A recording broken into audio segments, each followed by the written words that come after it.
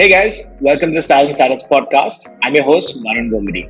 I catch up today with Shwetank. He's an early stage investor. He's based out of Singapore and Delhi. I think he moves around wherever his heart says he wants to be at this point. He's the co-founder of Leo Capital. He's been in the investing space. He's kind of been an entrepreneur for a little bit. He's gone back. We'll ask him all about that. But more importantly, he's invested in some very interesting companies across the globe. He's got investments in New York, India, Australia. So we dig a little bit into that as well. Let's say hi to Shwetank. Hey Shwetank, welcome to the show. Hey Varun, thanks for having me. Delighted to be here. Fantastic. I mean, it's been quite a while since we met in that little coffee shop in Delhi. And a lot has changed. A lot has changed, around us. But more importantly, I think you're staying put in Singapore at this moment. Is that by design? Well, there's no option, right? I mean, the Singapore government has made it very clear that if you leave, don't come back. So I'm stuck here. I got here just before the lockdown started in March 2020. I think we met in December. So yeah, my life used to be sort of 3 weeks in Singapore and a week in Delhi every month. And for the last 6 months, I've been here all the time. So I am desperate to get back on a plane, but I don't know when I'll be able to do that. I think we all are. But I think most of us have selfish reasons to get on a plane. Shwetank, for our listeners, could you give a quick intro to your background? I know you've been a VC and then an entrepreneur, and you've kind of gone back to investing. We'd love to get that quick intro, and then we'll get into a lot of other cool things. Yeah, sure, Varun. So I've been on all sides of the table. I've been an entrepreneur, been an investor, been a corporate guy as well, which didn't really end that well. So my background, I qualified as an accountant in the UK way back at Price Waterhouse. Then moved to Singapore to work for a multi-billionaire in Singapore, sort of run as a large, $3 billion family office. And I was doing both private and public investing for them, and especially sort of spent a lot of time there and ended up managing the India office where we had, fair exposure to India across both financial services publicly and, private investments in healthcare and education. Have always had an entrepreneurial itch. I did my first startup while I was at university. So while sort of working with so many early stage entrepreneurs, etc., developed the itch again to have a crack at it on my own again. So started a healthcare venture in 2013. We had a decent run. We raised a decent amount of money. We had fun, but it became evident sort of late 15 that it's not going to be the hockey stick and growth that we wanted it to be. So had to. So we sold that, and I moved back to Singapore to work for MetLife and run their open innovation for the region. Interesting sort of two-year horizon, but I was always keen to get back to really working with startups. And while with Met it was interesting, it was sort of very straitjacketed what you could and couldn't do, and you really couldn't make investments. It was very complicated. So yeah, so sort of I had been thinking of doing a fund for a long time, and Rajul, who had been an investor in my startup, and I had become great friends. We were sort of back and forthing, and then we said, let's just pull the trigger. And Leo Capital was born in 2018, and since then we've invested in 21 companies, some of the ones you named.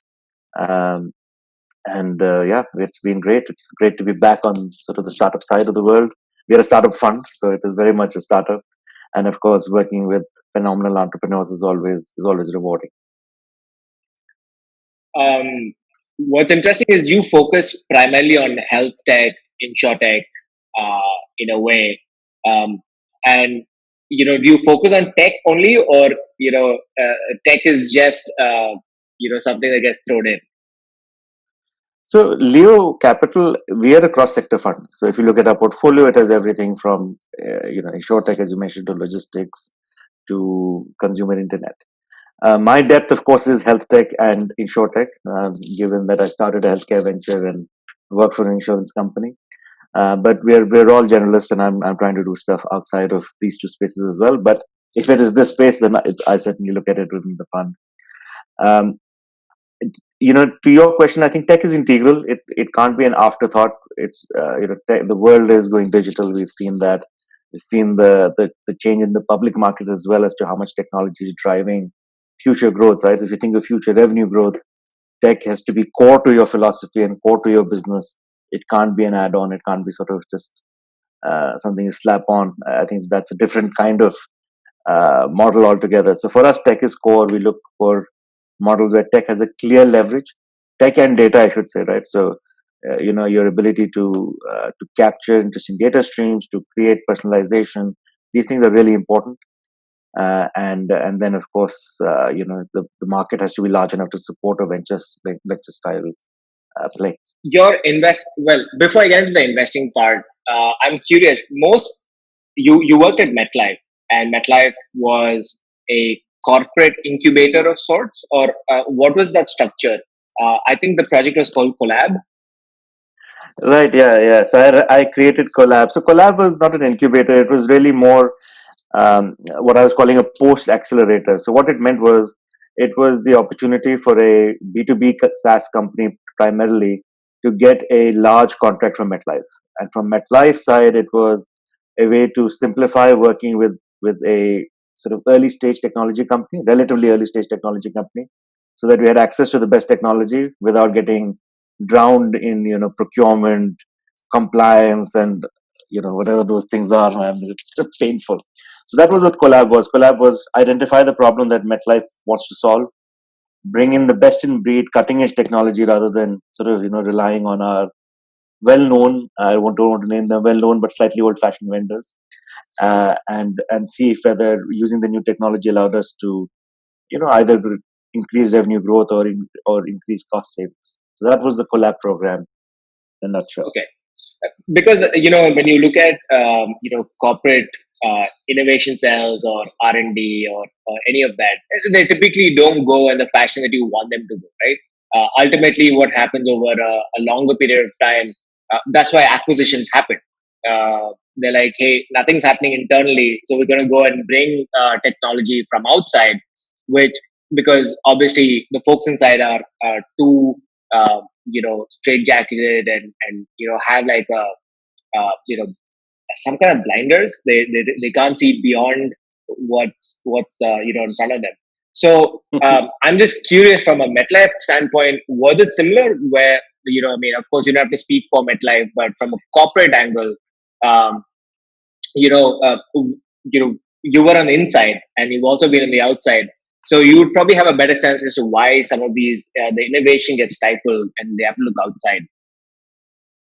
Yeah, it's a great question. Many books have been written about this, right? About the culture, about this.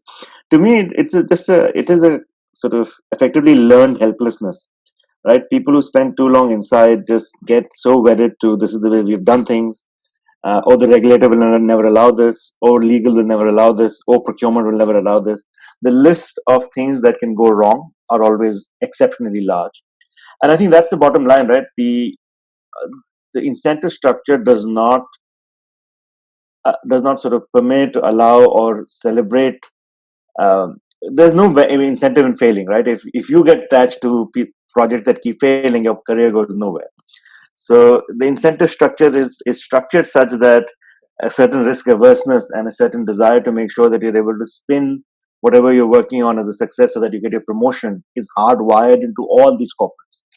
And ultimately, that's what stymies innovation, because to do anything new, you have to break some of the old paths. And I mean, you have to be quite crazy, quite frankly, if you're thinking of being a lifelong corporate guy, to go around breaking all these norms, etc., is asking for way too much, man. Why would you do that?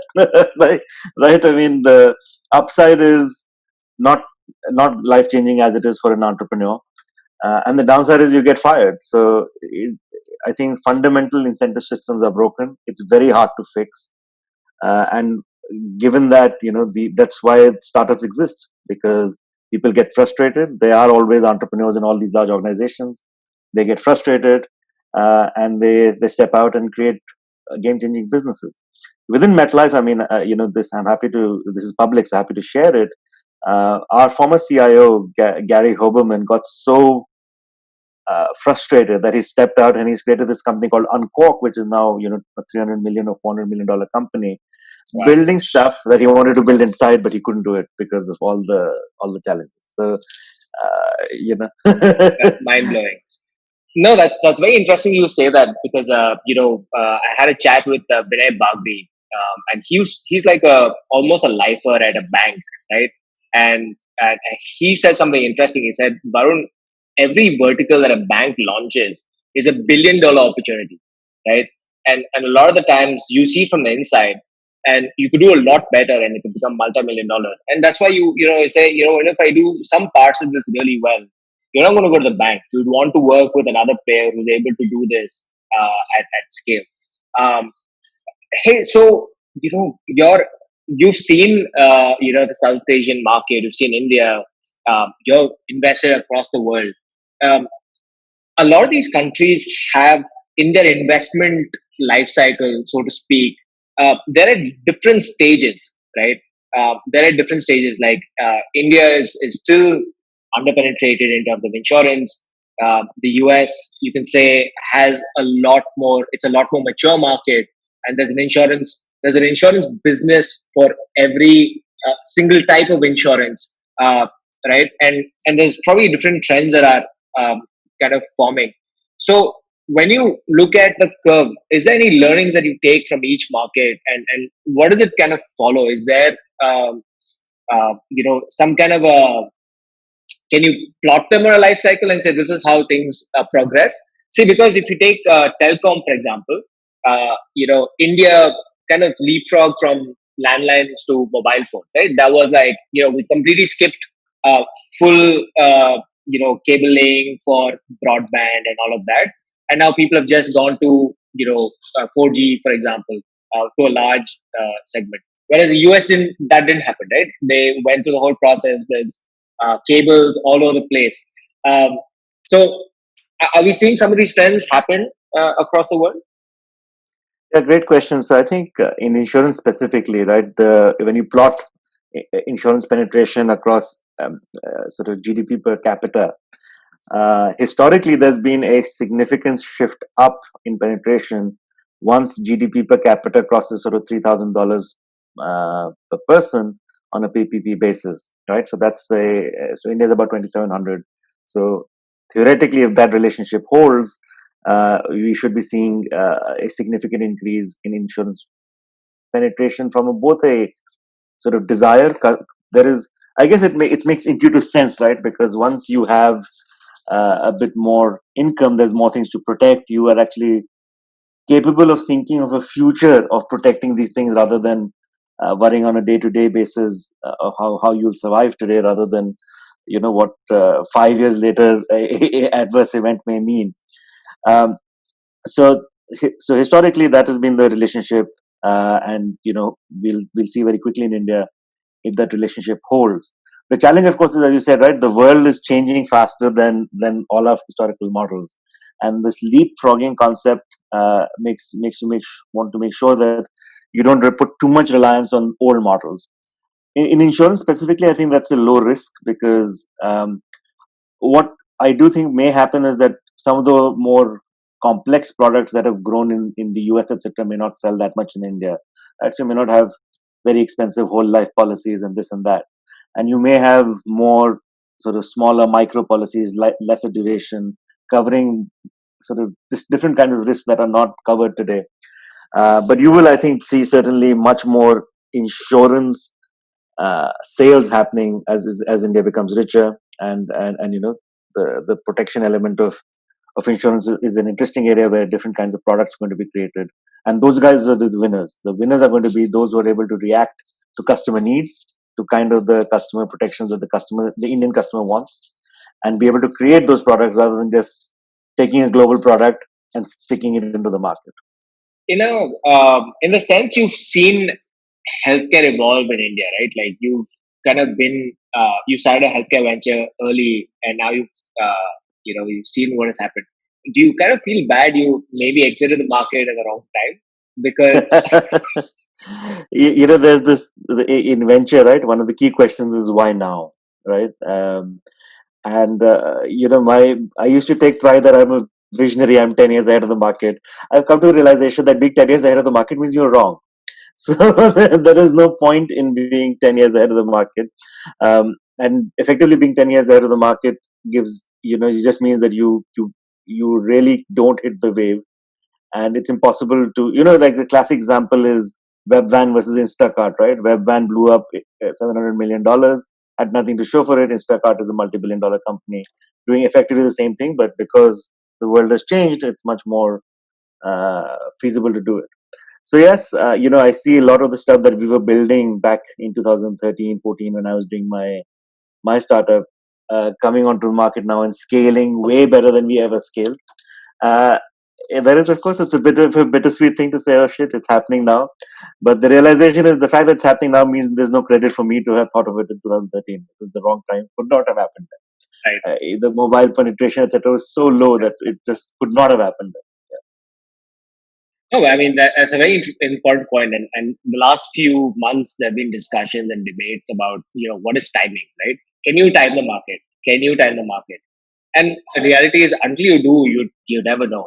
And if you have the tailwind and you somehow hit the biggest wave of your life, right? You didn't plan the big wave. I mean, a surfing analogy, right? Like you try Yeah, to catch every wave you have, but you don't know it's going to become the biggest wave. that's absolutely true. As an entrepreneur, but as an entrepreneur and an investor, it's important to sort of spend a bit of time identifying why you think the wave is coming now. And as an entrepreneur, you want to start something, say, a year before you think the wave is going to be really large. And as an investor, you need to know what are the large waves today so that you don't miss them. Uh, but it's not easy, as the saying goes, right? Predicting the future, predicting the future is hard, especially about the future. So predicting is Well, hard, especially about the future. That's the phrase. but I think what you were alluding to is the fact that you want to be on the right beach, right? So you could be on the wrong. That's You right. could be at I a mean, you could be at a placid beach, and yeah. The right beach in my mind is the total TAM, right? Total addressable market. So you need to be in the right size of the market. Otherwise, even if you catch a wave, who cares? now, if you look at what's happened in the last year, especially with the regulatory sandbox for insurance, that's something that a lot of people in the insurance business have obviously said, "Oh, it's a great move." But thought standpoint feels like it's just a small step towards something, because I know there's a lot of limitations to using the regulatory sandbox for insurance as well, right? Like you need to show up with an insurer who has been in the market for so long. You need to co-create products. That means the insurer has to be okay with taking certain amount of risks, uh, and so on. I know this is the right direction because at least the regulator is taking steps to want to innovate, which is nice. What could come out of this? And are there any things that you see will change that will result in better utilization of such initiatives? At the outset, of course, it's great that the regulator launched the sandbox, right? So you went from a very, I would say very, I guess, from a sort of confrontational approach, more or less, where whatever you're doing, clearly you're doing something wrong, to at least a collaborative approach. That's a great step that should not be underestimated in any shape or form, right? Things can be improved, but at least not directionally very accurate. Um, and I think the see the I think the regulator is right that they have to be very cognizant and proactive in protecting the rights of the Indian consumer, because there is for whatever reason there has been mis-selling, there has been promises that were made that could not be kept in the insurance world. I'm not pointing fingers as to who's to blame, but overall in the industry, I think we can all agree that our NPS, Net Promoter Score of the industry as a whole, is not necessarily something to be proud about. Um, so I can see why the regulator is a bit more concerned than say in some of the other markets, but at the same time, I'm glad that they're taking the first steps to open it up. The sort of the way I've seen it play out in other markets, of course, is uh, the InsurTechs of the country sort of band together and create, effectively some lobbying or some pressure on the regulator to open up more and more. You've seen this happen in the UK, seeing it happen in Singapore with the Singapore FinTech Association. In UK, there's an organization called InsurTech UK, which is working with the regulator to help them understand how more data and more touch points with the consumer actually mean greater protection and less ability to missell or misuse consumer data. In India, I think with all these, with all the data infrastructure being put in place, like the account aggregator, etc., some of these things will become easier to prove that we are not going to misuse the data. You're actually using it to benefit the consumer. So I think that will drive adoption. And we Leo as Leo Capital and as myself, we sort of just set up this India InsurTech Association, a non-profit, to sort of kickstart some of these things and bring in the learning I've had being part of the FinTech Association here and in the UK as well. What kind of change do you hope to effect from having the association? I know Prerak, founder of one of your portfolio companies, is heading that. So, what's the thought here? The thought, Varun, is it's analogous to what's happened outside, right? It is be a sort of neutral body where all insurtechs, all the companies using technology to impact insurance can come on board, and then together we can sort of decide what are the things we want to push the regulator for, what are the changes we want to push the regulator for, things like this, right? The co-creation point. It's something that is great. It's important for as version 1. I think it's fine to have co-creation, but version 2, you should be able to step out of co-creation, right? So how do you make the regulator comfortable with that kind of thing? So would that mean like full stack approach where they're able to take the risk, and basically do the whole, manufacturing the policy and managing the risk and so on? Yeah, absolutely, right. So how do you sort of make the regulator comfortable that perhaps you don't need, say, 30 million of paid up capital to take out some risk, or how do you manage a smaller book which you are underwriting and you are effectively insuring? How do you effectively building a captive, more so to speak? How do you do some of these things without obviously breaking all the rules and annoying everyone? That's not the right answer. So I think that's where how do you sort of expand the scope of the sandbox to allow for things that are truly sort of scary from the regulator's point of view effectively at the moment. From an insurer's standpoint, we talk a lot about the risk and issuance and distribution, all of that stuff. But insurers also have some of the largest pools of money to do other things with, right? And a case in point is LIC in this country, or Berkshire Hathaway in the US, right? And you have stalwart investors who run an insurance company. Is that now I'm a little antsy that the LIC has so much money, and can you don't even know. I mean, given the political situation, you don't know where the money is going. Like, I never understood how that kind of works in India, because we don't see, apart from maybe some debt funds and some other things that we probably can read about that insurers put their money into. Do they do other things with their cash?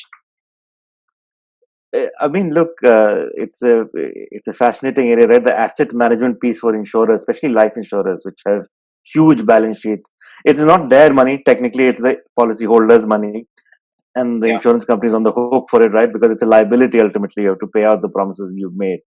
But yeah, I mean, that's why Warren Buffett obviously owns Geico, because the cash flow generation in insurance companies is enormous. It's from an investor point of view, it's a very interesting business to be in. In terms of asset allocation, right? For a large, I've never done it, so I don't have great depth. But obviously, you want to sort of have fairly risk averse at allocation. That's why I think a lot of it goes to treasuries or debt instruments, etc. And then minute sort of percentages allocated to equity, and then even more minute allocated to alternatives. But I can say this, right? Even very minute allocations end up pretty large, right? So Yeah. I it's was just gonna say like a fraction of a a billion fraction. is not small. Yeah, a fraction of a fraction of a fraction. I mean, MetLife's, sort of the publicly quoted figure, I think, is about 50 billion is allocated to private equity on a yearly basis.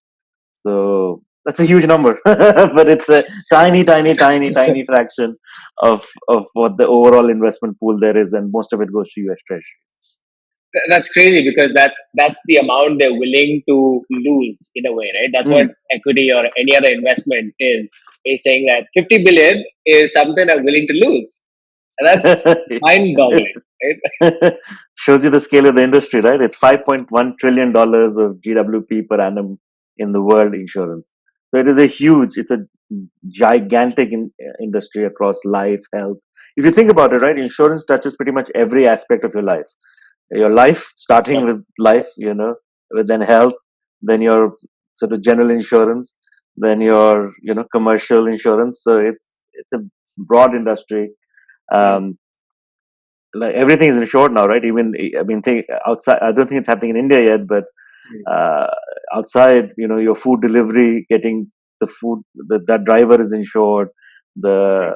So I know some people are even trying to work on ensuring that the food gets to you in a certain amount of time, which may be a little bit too far, but yeah, That's crazy. it's interesting.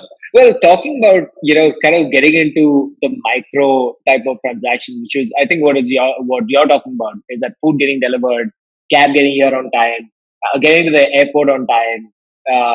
Yeah. I think in India we have dengue insurance. You have uh, they've taken one aspect of all the things that could happen to you and say, hey, this is the season. You could get infected. Why do you purchase it? Um, just kind of taking a thread from our the last point that you made. Insurers have large pools of money, but in these scenarios, at least in India, these micro insurance are not created by large insurers. They're created by all these newer players who are also acting like either as agents or they're just an enabler to that. And they're micro transactions, right? 10 rupees, 20 rupees, 70 rupees, and then you can maybe put a combo and say 200 rupees. Now, that's not going to get you a billion in gross underwritten premium, right? What's the thought process here? Like, I mean, I see the allure, but I have my own mental blocks in terms of how you're going to get this transaction done. But I'm curious, what is the thought behind creating some of these products? Yeah, that that's a question as well. Is this venture size, right? Is this venture scale? I think it's an open question, hasn't been answered yet. The But what's easy to answer is why the large insurers don't do it. The large insurers don't do it because it doesn't fit their business model, right? They're used to sort of using agents to push out products which have significant amount of premium attached to it, so that it's worthwhile for everybody. Why do it? It's a great way to introduce customers who have never been new to insurance customers, right? So if you think about two by two, right, of customers who have bought insurance, customers who have not bought insurance, vast majority of Indians still sit in not bought insurance. They may have some access to government programs, but they've not bought them, right? That's sort of Hmm. provided as a benefit. So it's a good way to sort of lower the barrier of entry, so to speak, to new to insurance customers. And the bet is that if you can own these customers over 3 to 5 years, you'll be able to upsell or cross sell a wide variety of products, so that each customer's sort of profitability is not that far off from a large customer's profitability, because theoretically you reach them digitally, so you don't have the 30%, 40% distribution cost, and hence you can lower the cost that much on the premium and still net out at the same amount. To be proven whether it works out or not, but I am a firm believer that digital will move the purchase journey of insurance onto digital platforms and in customer. So if you think about it today, right? Today, the insurance is very much a push product, right? I mean, uh, everybody sort of, you think about it, right? I'm supposed to go, even the digital players, right? I go to a website. I should know what I'm searching for. I have to know what I'm searching for. Then I search. Then I put in some details, and somebody calls me. This is the standard flow. Whether it's happening in India, it's happening in the UK, or it's happening in the US. Um, that has to change, and that will change, where the digital platform will know a lot about me, will know, things. uh, the data will be able to inform the kind of product that should be done, and the journey will be on the platform end to end. That's the thesis behind our Cover Genius investment, which is building this platform for being able to embed any type of insurance, right? Starting with a simple thing like travel, but moving to health and moving to life, uh, that are accessible on platforms that create interesting data for that kind of product. So that's the bet. Let's see how that plays out. Hey, since you brought up Cover Genius, I think the appropriate question now, and when I have a conversation with investors, I ask them, I want you to wear your current investor hat for Leo Capital, right? And what I want to do is, you have about 4 investments that I know of that I think are super cool. So I want to understand, kind of your thesis, why you invested in them. What stage of the company that you invested in. I know you're an early stage company, but some of these companies are a little older as well. And then, what's your favorite part about their business, and what do you think the outlook is for that? So, since you brought up Cover Genius, let's start with that. Um, I'd love to get your thought and on the investment. Yeah, sure. So Cover Genius is basically a company that provides APIs for digital platforms to embed insurance in their on their platforms, and increase their revenue take. The simplest way to think about this is like embedding travel insurance. So if you've ever bought a ticket on Make My Trip, there's a little tick box to add a travel insurance. Now, the Make My Trip experience, the travel insurance is the same. The offer Varun gets and the offer Shwetank gets are exactly the same. I might be flying to Goa, you might be flying to Bhopal. Nothing will change. But Cover Genius actually allows you to create a offer on the fly. So it's an optimized offer. So it will know, for instance, that if I'm going to Goa, that probably means it's a holiday. Maybe there's a chance to add a rider for extreme sports or whatever. The make stuff up here. While if you're going to Bhopal, it's probably a day trip. It's a business trip. Maybe you need more protection for things like your laptop, etc. So interesting. These things seem small, but there's actually a large opportunity in even revenue optimization for these kind of personalizations. And what's more interesting is that a personalized offer increases attachment rates. More people then tick that box because they realize, oh, this is great. This is, they've understood that I'm actually going in, coming back in this much time, and these are the key risks. And, they've created a product just for me. So these kind of capabilities, fit in with our thesis that insurance effectively is a digital product. It's a classic digital product. There is no physical thing, right? I mean, the policy is kind of not worth the paper it's printed on. So it is purely a long-term promise. It's certainly something that can be done totally digitally. There's no reason why it's done offline, apart from that. Historically, it's been done offline. So we thought that this company was a very, very interesting take on micro digital products, and the global scope made the size of the win big enough for it to be venture worthy, right? So to your point, right, in each micro market, you may not have depth to create venture style businesses if you're sending these kind of small policies. But if you do it globally, Cover Genius is in 60 countries now. Then it adds up, right? So then you get to that $1 billion GWP. So that's what excited us about that, and we were delighted to be able to participate with them earlier this year. And I'm super excited because that company is truly building out what the future of insurance looks like. That's very interesting because you're saying now the microtransactions. We said, only like, for example, it's only dengue.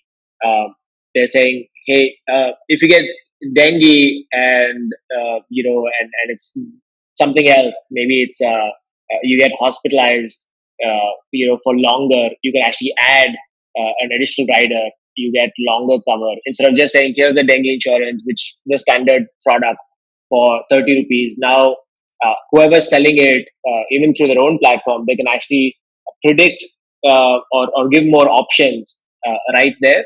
Is that what this looks like? So both things, right? One, of course, is that you can say it's only dengue, but say it across X number of countries. That Correct. helps, right? Um, and Cover Genius did a very good job of expanding to those countries before sort of taking large venture capital, and that's something you should talk to their CEO as to how that journey is built. So it's a very good scaling strategy that they followed. The second thing is, yes, rather than offering purely pre-made products, so there's a level of personalization. So there's an ability, just sort of, again, dengue is I think a bit very very specific to India, but theoretically there'd be a possibility to say, uh, I mean, not theoretically, I know the platform to do this is take your postcode, cross-reference if the data is available, how many dengue cases there are there, and tell you what your risk is, and why you should be buying slightly maybe a bigger dengue cover than somebody with a smaller dengue cover. Those kind of possibilities are all opened up because of the ability to ingest data and cross-reference it to the risk that's being underwritten. So Cover Genius is based out of Australia, That's right. and how does the fund work? Because then the fund is not an India fund; it's outside, and you invest across the world.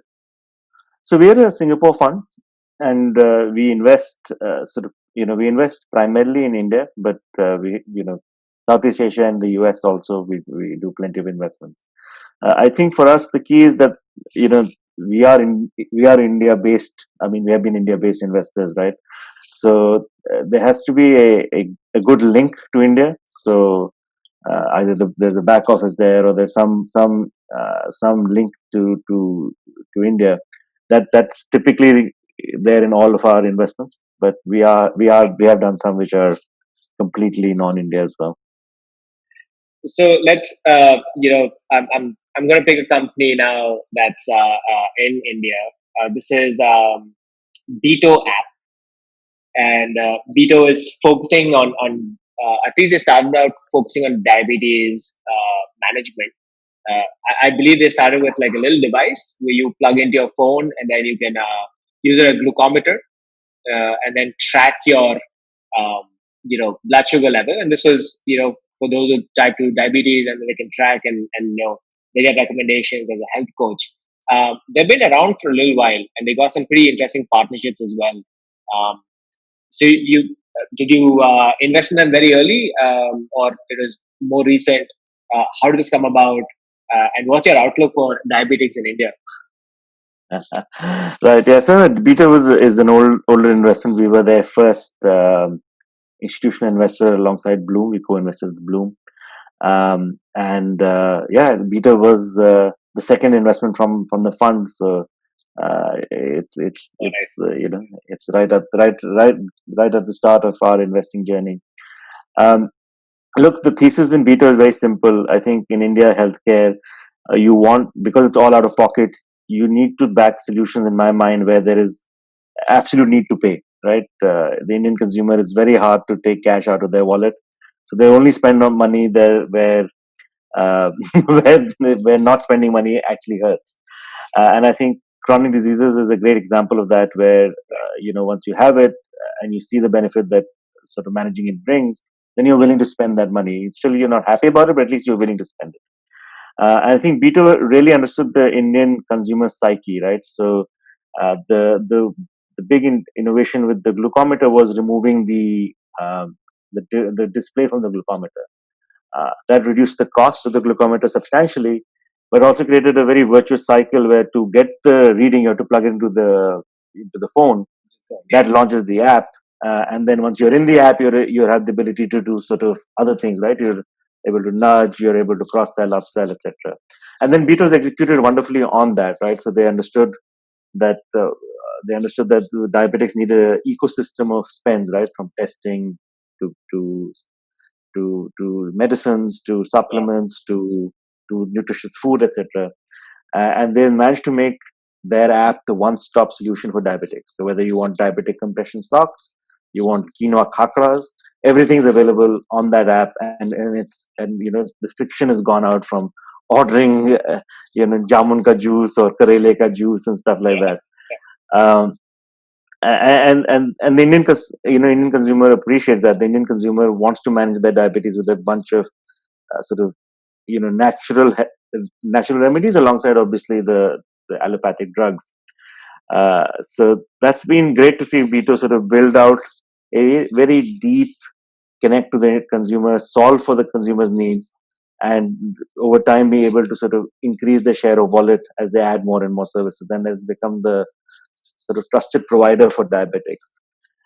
The future for diabetics, right? I mean, India remains, I think, is the world's capital with more and more people becoming diabetic. The awareness for sort of what causes diabetes is still low. Surprisingly enough, it's still low. So yeah, I think that there's a rosy future for managing diabetics, and there are many more opportunities sort of that will open up from there, because traditionally, like, insurance has found it very hard to insure diabetics because the spend is more, life expectancy is less. But equally now, if you manage diabetes well, your risk is not that different from a non-diabetic.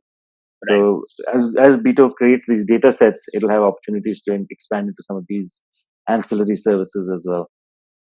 I'm curious because when you invested and you're saying it's quite early, that's a hardware play, right? Technically, because you're pretty much bringing, because there are some giants in this space and they've been around forever, and they've created different products, and like you said, they probably have, they don't have a tech first approach because they've always been creating these devices and they've kind of gone with it. How did you think about it at that point? Because paying hardware is also tough because there are other challenges with being a hardware play. First is distribution. Yeah, no, you're right. I mean, we spent a lot of time on this. So for us, the software side of it was always more exciting. See, ultimately, you can swap out the hardware and integrate with any glucometer, Right. and that will be the future. But the team had a very compelling argument to why they needed to be in the hardware business, because the majors were just not interested in creating that very, very cheap device without the display, right? So it was a classic case of disruption, right? From a incumbent's point of view, having a glucometer without a device is just like mind blowing, right? Well, how can you do this, right? It's such a, like having a device which has no display, no Bluetooth, no nothing, right? It does one thing and one thing only, which is accept the strip and run it through the circuitry. That's it. So it was a classic disruption thing there. The devices have overshot everybody's use, requirement. And because the manufacturers are so locked in, they can't step back and create such a simple thing.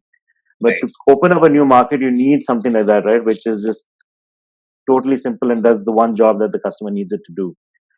So I think that's why the device was important. But I see it more as the software ecosystem play, right? So the core is the app that will manage the data, that manage the ecosystem providers, and manage the whole diabetes management program. I get more data from you, from all your ordering you do, from all the blood sugar readings you take, and all the diagnostics you do. So that's the bet that will become more of a software company over time. But it needed to be a hardware company to crack the market open, which is what they've been doing. But there is something from a. I'm sorry, I'm just digging a little bit deeper into this, but just selling okras and or okra chips or quinoa kapras or anything. Is e-commerce really going to give the value for diabetes management app, like from an e-commerce standpoint? Because I've seen a lot of e-commerce companies come and go, right? Of course, their acquisition costs are very different, and probably they struggle. And here you're basically using this as just a second leg where you make a little bit of money on the downstream, and it's gravy, right? Like if you keep that as kind of cost neutral, maybe there's a way, or even drop ship, find some other way to solve for it. But do you ever see that being a large part of their growth? So I think overall enabling e-commerce as effectively seeding. My way I look at it is seeding the marketplace and creating, aggregation of demand for some of these things that are harder otherwise to manufacture for, because you don't have the ability to, your CAC goes out of whack, right? If you're trying to find diabetics in the Amazon ecosystem, if you're trying to find diabetics, it's a little bit more complicated um, than finding it on a platform which is full of diabetics. It's been personally, my initial reaction when they were introducing some of these e-commerce products was not I wasn't the most excited. I thought there was a bit of a distraction, but the data has proved me wrong. So it's interesting. I think a large business is being formed on it now. Of course, that's not a software business. That is a distinct business. So that will be something we have to figure out how that plays out on scale. But it's certainly something where the the stickiness created by some of these products is high enough that it's worth doing. Right. Because some of these products are hard to find in the open market. Great. So let's switch from diabetes to mental health. You've invested in WayForward, which is a company based out of New York. When did you meet them? What was I know mental health is a point of at least discussion right now. The last couple of years. So when did you meet them? At what stage were they? And what excited you to this opportunity? Yeah. So great. Yeah. So Ritvik is the founder of WayForward. Ritvik and Navya.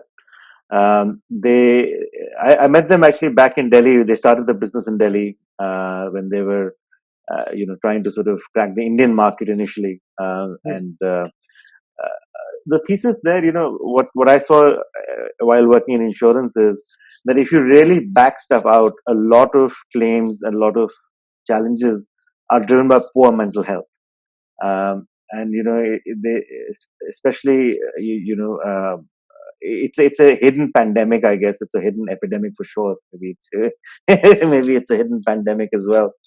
And things like stress, things like anxiety, which are mental health problems, then manifest themselves in things like elevated sort of ketones, etc. That then cause certainly elevated blood pressure. Then that cause downstream effects of cardiac, etc., stroke, cardiac disease, kidney disease, etc. So that has been something that has been interesting to sort of think about. The challenge, of course, is that the linking data over such a long time period, and this is so far from the sort of proximate cause of the problem that nobody wants to solve it at this stage. So what the challenge from an insurance point of view has been that. But the near term of improving mental health to improve productivity is clear, and that link is easy to understand. And then it became a question of finding where the market timing is right? Where is the willingness and ability to pay correct at the moment? And which is why we were attracted to the US market, because over there, employees have gotten on to the fact that better mental health means better productivity. I think it's not that employers in India have not gotten on to that fact, it's that the budgets are not there yet. And so when we saw what WayForward managed to do, which is sell direct into the US SMB base a little bit and some US enterprises as well. So build the product in India, sell in the US. It's a classic SaaS model, right? A lot of excellent SaaS companies from Freshwork onwards have been created with this model. And we thought that the timing is right from a market perspective, that you could potentially create a SaaS mental health company. And that's what we're backing WayForward to do. So WayForward was certainly later. They had more investors. They had more revenue, etc., than some of the other bets. But we are backing their expansion in the US. How did you meet some of these companies? Was there an introduction? Did you follow them? Did you have a thesis? So personally, I'm not not that much of a thesis-driven investor. I find the best entrepreneurs are able to explain the opportunity to you so that if you have, I mean, big words, I try and use it, have a beginner's mind, just learn Yeah. why the opportunity is exciting, the entrepreneur. Uh, and the best entrepreneurs are able to infect you with their enthusiasm and explain to you why the timing is right, why the market is large, and why they're going to win. Right. And when you get excited alongside an entrepreneur, that's when I think personally I like, those are the investments I like making the best. I find if you do too much top down, right, you start thinking what the company needs to do best, which is always tricky. So for us, meeting entrepreneurs is I guess the core of what we do, and it's what we put on our website. So if you write in cold to us, you get a response. We respond to 100% of the emails. Mostly it is to say no. Unfortunately, that's the nature of the game. But at least one of Rajul, me, or Dinesh, who's just joined us as well, will be reading and responding to your email. So that's sort of our inbound process. Otherwise, of course, you've sort of backed from the entrepreneurs, so they make introductions. You've built relationships with other investors, they make introductions. And otherwise you just meet founders in events. It's become harder now that all events have become virtual, but it's a great way to meet interesting companies. In Ritvik's case, the other big pool, of course, is all these alumni networks. So he's a Wharton grad. Another friend of mine is a Wharton grad, and they connected us. So I'm not a Wharton grad, but that's how that connection happened. So you got a warm introduction, and that always helps. But Yeah. from my understanding, a lot of investors try to stay away from events because there's too much riffraff running around at events. I personally don't understand that. Yes, there are a lot of companies that are not venture fundable or not ready to pitch to venture. But it doesn't take that long to sort of politely decline and move on. And I think I personally would rather have my aperture open and meet some of these founders rather than sort of shut it out completely. Maybe a function that I'm still new to this game, and some of the other maybe change over time. You probably are inundated with too many requests at some point. You're like, I need to find a filter, and the filter is. I think we still have an overflowing inbox, right? And I think the only thing is to be firm and say no, and just say no. And if it is face to face, try and explain very quickly why you think it's not there. Challenge becomes when obviously the entrepreneur then feels the need to prove you wrong in that conversation, and that's something we just have to learn to sort of just say, look, I hear you. You've got a strong point of view. It's not right for me at the moment, but best of luck, kind of thing. You're right, because ultimately you're just a custodian of the money, right? You still have a job to do, and sometimes it becomes very hard to explain that, because of course, as even as a startup founder, you feel like you want every investor to write you a check, which is never going to happen. It's never going to happen, and the fact that an investor is saying no is not necessarily a reflection on your business or the chances of success or any of these things of your business. It may be I have a conflicting investment. It may be I don't have belief in the space. It may be I just may not have, I might be neck deep in 2 deals and don't have the mental bandwidth to look at it at the moment. So any of these things could be happening. I think where the advice would always be, of course, if the questions are around TAM or market size, then it's worth your while to think hard about it. As a founder, I didn't think hard enough about some of the market size questions I was asked, and sort of did a hand wave that, look, it's going to be big enough. It's healthcare. How can it be not big enough? But market size is a tough thing to crack because your CAC and your GTM really determine whether you're going to build a big enough business. Now that we're in the pandemic, kind of hopefully we're coming out of it. Are you seeing any trends, any predictions for this year?